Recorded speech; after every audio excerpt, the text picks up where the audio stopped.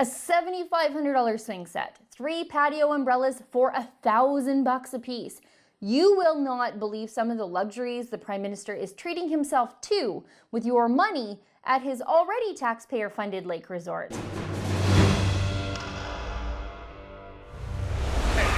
My question is, what veterans were you talking about? Was it the ones that fought for the freedoms and values that you so proudly boast about, or was it the ones who fought against? Because honestly, Mr. Prime Minister, I was prepared to be injured in the line of duty when I joined the military. Nobody forced me to join the military. I was prepared to be killed in action. What I wasn't prepared for, Mr. Prime Minister, is Canada turning its back on me.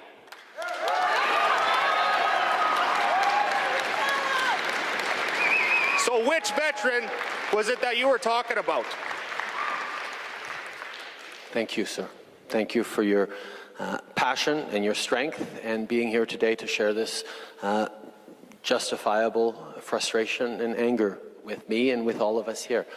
Thank you for having the courage to stand here, and thank you for listening to my answer. On a couple of elements you brought up. First of all, why are we still fighting against certain veterans groups in court?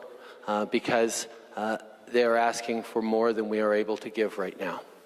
Remember when Prime Minister Justin Trudeau said that to an injured war veteran at a town hall in Edmonton? All of a sudden, Trudeau and the Liberals were a bunch of fiscal conservatives when it came to giving Canada's war heroes the respect and compensation they rightly deserve.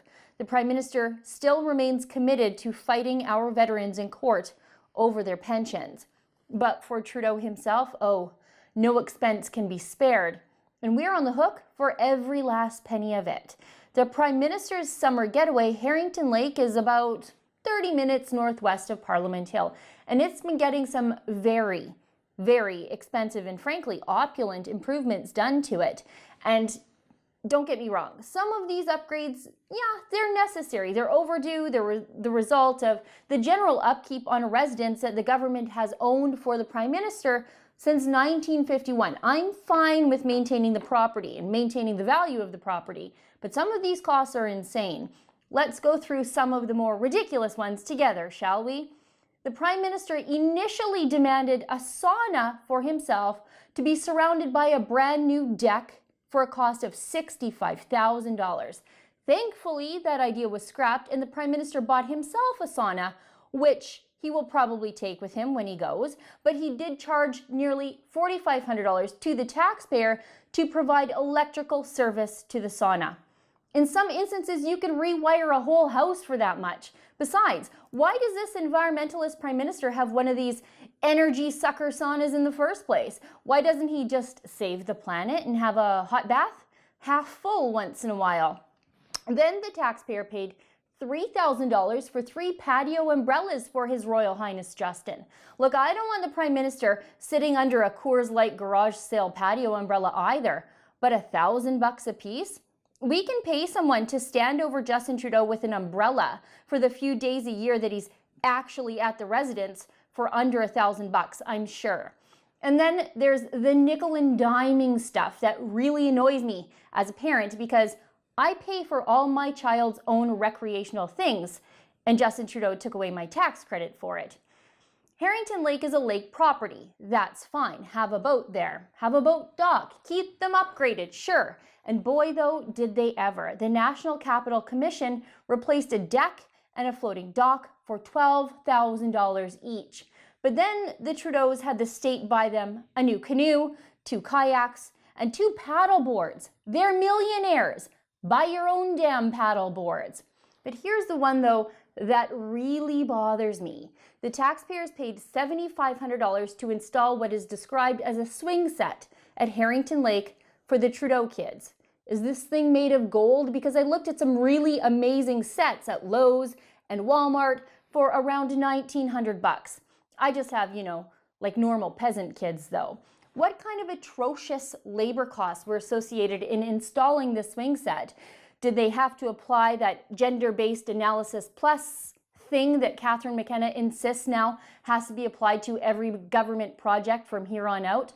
Not that I even know what that entails, and I actually don't think the government knows either. And I'd like to know if the Trudeaus had to hire 50% female carpenters from some slow-moving public sector union to get this magnificent swing set built. I have so many questions about this swing set. So many that I actually fired off an email to the PMO wanting to know all about it. The costs, the installation, environmental assessments, the works, and maybe even get a picture of this thing. If they get back to me, I promise you, I will let you know. Normal middle-class families save and work hard to buy their families one of those Walmart or Lowe's or Costco or Home Depot swing sets. But they have to buy the Trudeau kids an even nicer one while their rich parents keep their wallets locked up nice and tight. The snow removal budget skyrocketed at Harrington by $17,000 to a grand total of $45,000 per winter. Why? Because the Trudeaus needed to have the taxpayer pay to groom cross-country ski trails for them and to clear the snow from the area around their brand new outdoor fire pit, also courtesy of the middle class. These costs just show how selfish the Prime Minister is and how he thinks it's the responsibility of the taxpayers to spoil him and his family. These people don't have a frugal bone in their bodies. The Trudeaus are living high on the hog while telling the rest of us to make better choices and to do more with less because we're a generous nation or something. The Trudeaus are actual millionaires, and Trudeau makes $345,000 per year as the PM. I don't think it's unreasonable to ask actual millionaires who make that much money to take care of their own kids and their own recreation costs. And please, can all the lefties watching at home right now just spare me the excuse that Trudeau has a young family and so it's suddenly necessary to have a $7,500 playset? Prime Minister Harper had a young family too when he took office, but he didn't try to wring every luxury he could out of the rest of us. When Trudeau took office, he immediately started spending money on himself and his family with lavish upgrades to the primary residence, 24 Sussex. And while he and his family reside in Rideau Cottage, he actually has the domestic staff from 24 Sussex act like Uber Eats. His family gets their meals prepared at 24 Sussex and then delivered to the Rideau Cottage. It's unreal. And that's in between the questionable trips to billionaire islands and multiple days off in the middle of an escalating trade war with the Americans. And how do Conservatives deal with government spending when they finally get into office? Well, here is TVO host Steve Paikin tweeting this morning about the news from newly elected Premier Doug Ford's office. This is what Paikin said. The order has gone out to all deputy ministers at Queen's Park. Hiring freeze is on. Cancel all paper-based newspaper, magazine subscriptions. New restrictions on out-of-province travel. No food at taxpayers' expense approved for in-house meetings. Looks to me like there's an immediate crackdown on wasteful spending in the Ontario legislature now that there's a new Conservative sheriff in town. But you know what? I actually do have some blame in all of this for Prime Minister Stephen Harper. If Harper had made these upgrades to that residence himself, these upgrades would have been done with the frugal eye of a sweater-wearing, tight-fisted, accountant-style dad.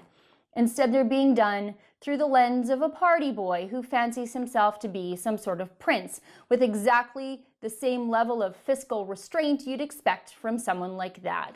So I guess we add these renovations to the list of things I simply wish Harper had done, from parting out the CBC like an old junker car to stacking the Senate with good Conservatives. This retreat reno was a job best done by people with an endearing respect for taxpayers, and not someone who simply parrots some line about the middle class and those working hard to join it while making the middle class pay for a swing set for his kids that costs more than an entire elementary school playground.